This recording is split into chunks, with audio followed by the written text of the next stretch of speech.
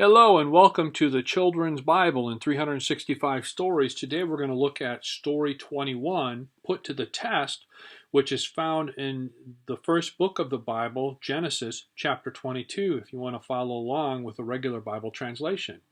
This is in a story form, so it leaves off some of the details and just makes it sound easier to understand. But it's still a neat way of getting at the story. And our story picks up with Isaac and his relationship with Abraham and with God. So let us listen in. Little Isaac grew up quickly. His father and mother loved him dearly. When Abraham looked at him, he must have remembered God's wonderful promise that through Isaac and his children's children, the whole world would be blessed. We as Christians see that blessing as the birth of Jesus and Jesus' death and resurrection that sets us free from our sins and makes right our relationship with God. And that goes all the way back to this promise. And so we see that as a very important thing as Christians to understand. Let us continue. One day, God spoke to Abraham again. God said, "Take your son Isaac, your own dear son, and offer him as a sacrifice to me on far-off Mount Moriah." Can you imagine that? Here, they're after the age of being able to have children. God blesses them with the children, not only a child, a male child, which in this time and place was the most important thing. Now God turns to Abraham and says, "I want you to take that child and sacrifice that child to me." That means put that child to death so that his blood becomes a sacrifice to make me, God, happy. What an incredible challenge to be put before Abraham. Does he trust God who gave him a child when he didn't believe he could have a child? And how the tension to even think about this is astounding. Abraham could not understand why God should ask him to do such a thing. He loved Isaac with all his heart and would gladly have given his own life to save him. But he had learned that it was always best to obey God.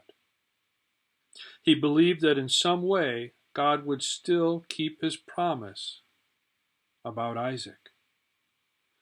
That takes a lot of faith. He's trusted that, all right, this God who gave me a child when I didn't think it was possible, I'm going to keep trusting him. I'm going to trust this God, even though this God is asking me to do a difficult thing. Abraham could not bear to tell Sarah what he had to do. Without a word to anyone else, he woke Isaac very early the next morning, and they set off for the land of Moriah with 2 servants and a donkey to carry the baggage. On the 3rd day of their journey, Abraham saw the mountain God had chosen. He told the servants to stay with the donkey. Then he and Isaac began to plod slowly up the hillside. Isaac carried a bundle of firewood, and Abraham had a sharp knife and some fire in a brazier. That's a container that would hold some like ashes that could easily be blown into a spark to get something on fire. It was their way of keeping a fire handy. We used matches or a lighter, but they used a little container that held some smoldering ashes with just enough fuel to keep a flame going. "We have fire and wood, but where is the sacrifice to offer God?" Isaac asked his dad. Abraham felt as if his heart would break, but he quietly answered, "God will provide that, my son." At the top of the hill, Abraham began to pile up loose stones to build an altar. An altar was something that what they would do is they'd build up an altar. Then they would take the first fruits, the best lamb or goat or cow, and they would kill it on the altar and then burn it as a sacrifice to God, saying, "Thank you for everything you have given us." And they always did it with the best first to show God how much they cared and valued and understood that everything came from God. So he built an altar. Then he laid the wood on it. At last, Isaac must have guessed the terrible truth. His father gently lifted him onto the altar and tied up his hands and his feet. Abraham took his gleaming knife and lifted it high to plunge it into Isaac.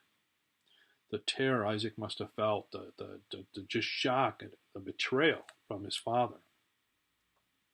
At that very moment, God spoke. "Stop, Abraham," God called.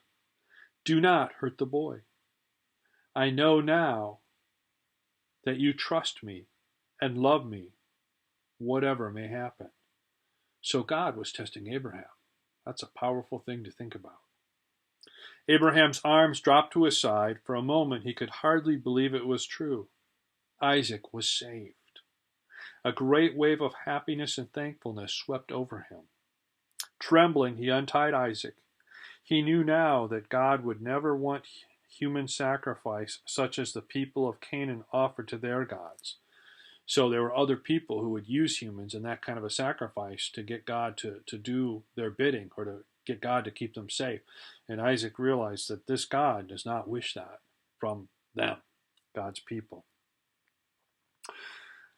Abraham looked up and saw a ram caught by its curly horns in the undergrowth. He killed it with his knife, then thankfully he burned it on the altar as an offering to God. So he looked up and saw there in the bushes a ram caught, and he used that in an offering of thankfulness to God because God had spared his son Isaac, and God was continuing to fulfill his promise about Isaac and who Isaac would be and what Isaac would do. What a powerful story to think about, that Abraham trusted that much to do what God asked, not knowing where that would lead. Simply trusted God to take care of him. That's amazing. That's important for us all to remember, how to trust God in everything. Well, thanks for joining me, and hope to see you again soon, and have a blessed and safe day.